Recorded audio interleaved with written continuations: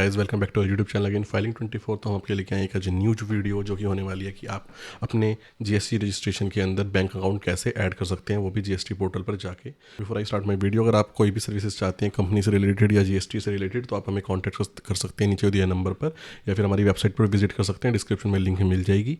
तो आप हमें यहाँ पे कॉन्टैक्ट फॉर्म फिल करके भी कॉन्टैक्ट कर सकते हैं। तो आज की वीडियो शुरू कर लेते हैं। सबसे पहले आपको जाना है जीएसटी पोर्टल पर। तो जैसे आप जीएसटी पोर्टल पर आओगे तो आपको क्लिक करना है लॉगिन के ऊपर। तो जैसे ही लॉगिन पर क्लिक करोगे तो आपको अपना यूज़र नेम और पासवर्ड डाल देना है और कैप्चा फिल करके सीधा लॉगिन कर लेना है।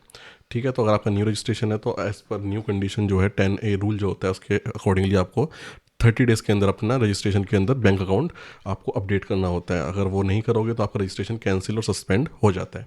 ठीक है, तो इसको टाइम रहते कर लेना।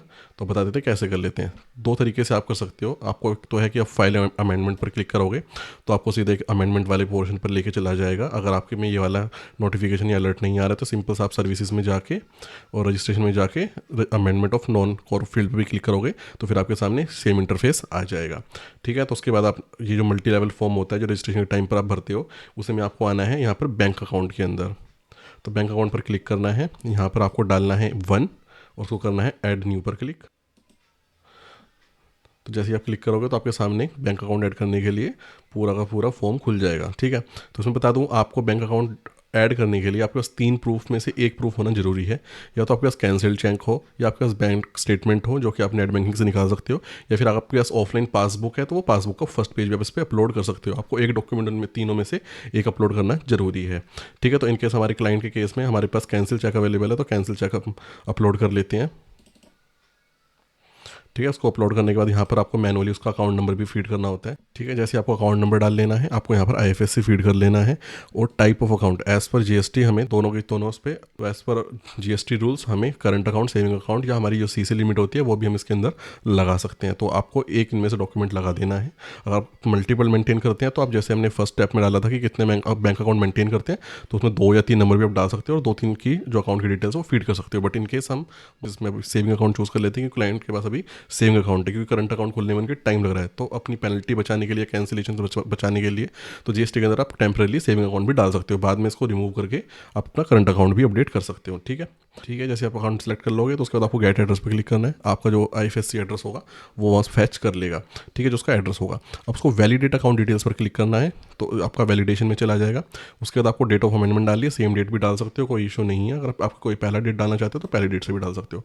रीज़न ऑफ अमेंडमेंट में डाल सकते हो आपकी हमने बैंक अकाउंट अपडेट किया है।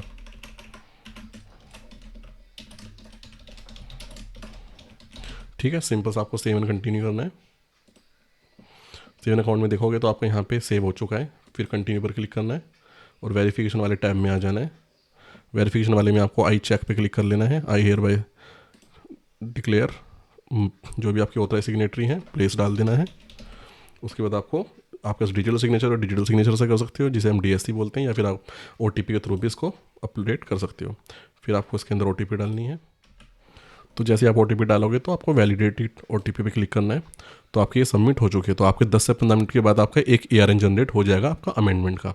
जैसे ही आप सबमिट कर दोगे उसके बाद आपको सीधा आना है डैशबोर्ड पर। डैशबोर्ड के बाद प्रोफाइल पर क्लिक करना है, माई प्रोफाइल पे नाम आपको डालना है नीचे बैंक अकाउंट स्टेटस पे। जैसे आप बैंक अकाउंट स्टेटस पे आओगे तो आपका यहाँ बैंक अकाउंट डल चुका है और उसको अकाउंट स्टेटस में प्री वैलिडेट होने में थोड़ा टाइम लगता है, वो एक्चुअली डेटाबेस में वेरीफाई करता है।